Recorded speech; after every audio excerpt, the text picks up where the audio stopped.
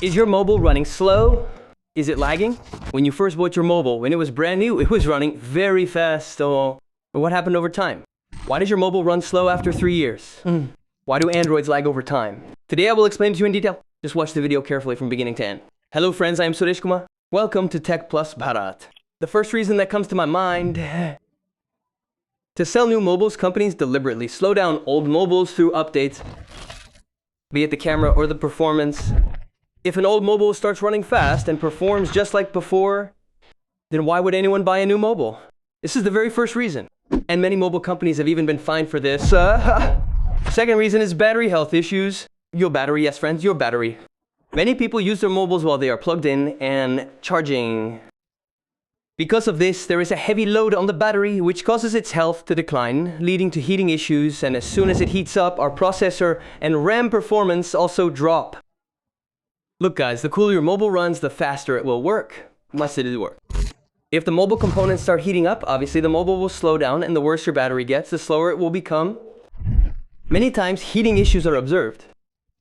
It could be because of the battery, or perhaps the case you've put on it, or maybe it's because you've laminated the phone. What do a lot of people do? They keep using their mobiles. They keep doing it. When the charge finishes, they plug it in and start playing games. If you use it like this, then obviously the mobile will slow down and the health of other components will also start to drop. If the health drops, the performance will obviously go down, and if it goes down, it will be slow. The fourth issue here is, friends, outdated mobile software. Meaning you haven't installed the new software updates. Look, it's a simple concept. Think of your mobile as this, and the apps and software you use are this, and you are that software. Look, your mobile hardware remains exactly the same, only its software changes. Suppose this is the WhatsApp app. WhatsApp keeps updating its application with something new every month. Could be security related. It could be a new feature. It keeps updating with something or other. As soon as the WhatsApp app updates, it puts a heavy load here. If you run powerful things on the same hardware and same software, your performance will definitely start to drop. It won't work properly. That's why as long as the mobile gets updates, let it update. But yes, once it's 2 or 2.5 years old, never update it. Because what was the first reason I mentioned? Companies slow down mobiles through updates so that you buy a new one. See, as applications keep updating, the mobile should also be updated accordingly. Look, the hardware is the same, but the software needs to be updated. So this WhatsApp application will stay compatible, meaning our mobile will stay in sync with WhatsApp. Compatibility, whatever, let it be. Could be anything. And here comes the fifth reason: application updates. By updating applications repeatedly, they do get updated and you get new features. But here, the application consumes more power, which causes it to draw way too much power from the processor.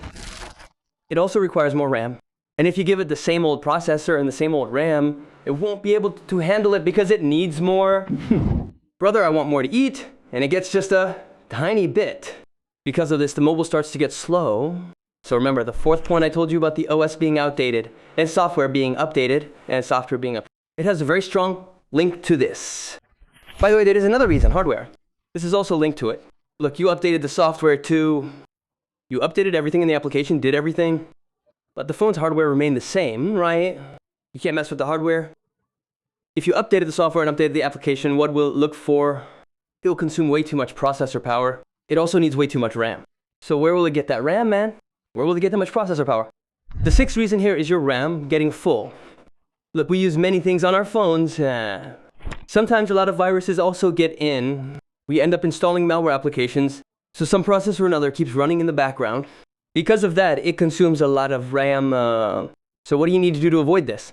You cannot change the RAM, and if an app isn't updated, it demands more RAM. In this situation, you should definitely switch off your phone once a day so that the RAM storage clears up a little when it shuts down. The RAM will become free. If any malware process is running in the background, just switch it off and back on. That's it. And the seventh reason here, friends, is dedicache. You must have heard that whenever you use any application that has a storage file where it says clear storage, it says clear cache. If that builds up too much, your phone will need some time to process tasks. Your mobile needs some time to process things. If it takes that much time, it will lag. So there is a simple solution for this. Just get rid of all the unwanted stuff. To remove it, you don't have to do anything complicated. Every phone has a security feature. There is also a phone manager. Now after that, you should clear all your RAM and cache. For that, I will click on Clean Up Storage. My cache file is filled with 331 megabytes of data. It is a junk file. I will simply clear it here. The less of this stuff you have on your phone, the better performance your phone will give. The 8th reason here, friends, is viruses and malware. Where do viruses and malware come from? Whatever internet we use when we visit insecure websites or visit those types of sites or install third-party apps, viruses and malware often enter through them. Now, what is the job of all these things? The virus's job is to slow down our mobile and keep sending data out. That is also the job of malware. The more malicious software you have on your phone, the faster your phone's performance will drop. Their processes are always running in the background.